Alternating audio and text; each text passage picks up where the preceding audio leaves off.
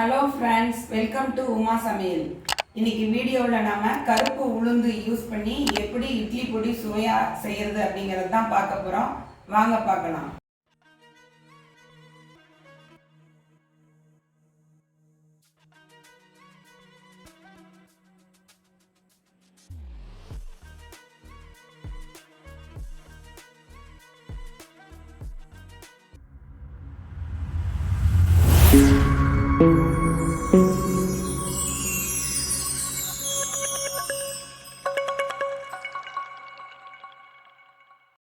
அதுக்கு நான் ஒரு கப் அளவுக்கு கருப்பு உளுந்து எடுத்துக்கிட்டேன் உடைச்சது. அதில் பாதி அளவுக்கு துவரம் பருப்பும் கடலைப்பருப்பும் எடுத்துக்கிட்டேன். 2 டீஸ்பூன் அளவுக்கு பொட்டுக்கடலை, 1 டீஸ்பூன் அளவுக்கு கருப்பு உளுந்து, கசகசா, ஒரு 4-5 பல்லு பூண்டு உரித்தது, பெருங்காயம், காரம் தேவைக்களவு மிளகாய் எடுத்துக்கிட்டேன், கொஞ்சம் கருவேப்பிலை. அதுக்கு நம்ம இப்போ ஒரு பாத்திரத்தை அடுப்பில் வச்சுட்டு லைட்டாக எண்ணெய் விட்டுக்கணும்.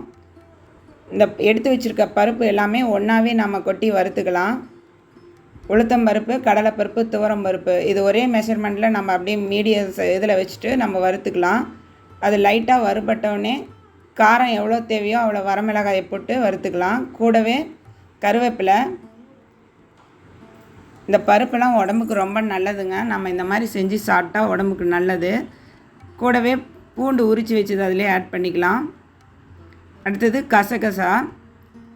இதெல்லாம் ஓரளவுக்கு வறுபட்டவனே தான் நீங்கள் இதெல்லாம் ஆட் பண்ணிக்கணும்.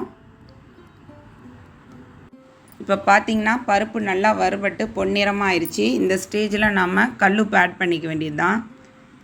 இதை இப்போது நம்ம ஒரு பிளேட்டுக்கு ட்ரான்ஸ்ஃபர் பண்ணி ஆற வச்சுக்கலாம். இதே பாத்திரத்தில் நம்ம எடுத்து வச்சுருக்கிற பொட்டுக்கல்லையும் வறுத்துக்கலாம். மிதமான சூட்டில் அதை வறுத்துக்கோங்க. என்கிட்ட முழு கடலை இருந்ததுனால முழு பொட்டுக்கடலை போட்டுவிட்டேன். நீங்கள் உடச்சது இருந்தால் கூட அதை ஆட் பண்ணிக்கோங்க. இது அப்படி லைட்டாக வறுத்தா போதும். இப்போ அந்த ஹீட்லேயே நீங்கள் எள்ளு எடுத்து வச்சுருக்கிறது 1 ஸ்பூன் அளவுக்கு போட்டிங்கன்னா நல்லா பொரிஞ்சு வரும். அதையும் அது கூட ஆட் பண்ணிக்கோங்க. பருப்பு வாயுங்கிறதுனால பெருங்காயம் ஒரு கட்டி அளவுக்கு சேர்த்திக்கோங்க. ஆயில் 1 ஸ்பூன் அளவுக்கு விட்டு அதுலேயே அதை பொரித்து எடுத்திங்கன்னா நல்லா பொரிஞ்சு வந்துடும். அதையும் அந்த பருப்பு கூடயே போட்டு ஆற வச்சு மிக்சியில் அரைச்சிக்கலாம். 5 minutes later. இப்போ பாருங்கள், மிக்சியில் அரைச்சி எடுத்தாச்சு. நல்லா கொரகொரப்பாக இருக்குது. இட்லி பொடி நைஸாக இல்லாமல் கொரகொரன்னு எடுத்திங்கன்னா தான் பார்க்க நல்லாயிருக்கும், சாப்பிட நல்லாயிருக்கும், டேஸ்ட்டாகவும் இருக்குங்க. பாருங்கள், இது குழந்தைங்கலேருந்து பெரியவங்க வரைக்கும் நல்லா விரும்பி சாப்பிடுவாங்க. இது பாரம்பரியமாக நம்ம வீட்டில் எப்பயும் செய்கிற மாதிரி தான் நான் செஞ்சுருக்கேன். இதில் எல்லா பருப்புகளும் ஆட் பண்ணியிருக்கிறதுனால உடம்புக்கு ரொம்ப ஹெல்த்தானதுங்க. வீட்டில் நீங்களும் இதே மாதிரி செஞ்சு உங்கள் குழந்தைங்களுக்கெல்லாம் கொடுங்க. பெரியவங்களும் சாப்பிடுவாங்க நல்லா விரும்பி. இதில் நல்லெண்ணெய் இல்லைனா நெய் விட்டு சாப்பிட்டா ரொம்ப டேஸ்ட்டாக இருக்கும். அந்த பருப்பு வறுக்கும் போது கூட நீங்கள் நல்லெண்ணெய் ஊற்றியே வருங்க. நான் இன்றைக்கி எங்கள் வீட்டில் நெய் இருந்ததுனால நெய் விட்டுட்டேன். பாருங்கள், நெய்யில் பொரிச்ச முருங்கைத்தலையும் அது மேலே வச்சுட்டேன். இந்த வீடியோ பிடிச்சிருந்தால் லைக் பண்ணுங்கள், ஷேர் பண்ணுங்கள், கமெண்ட் பண்ணுங்கள் அண்ட் சப்ஸ்கிரைப் பண்ணுங்கள். Have a nice day. Bye.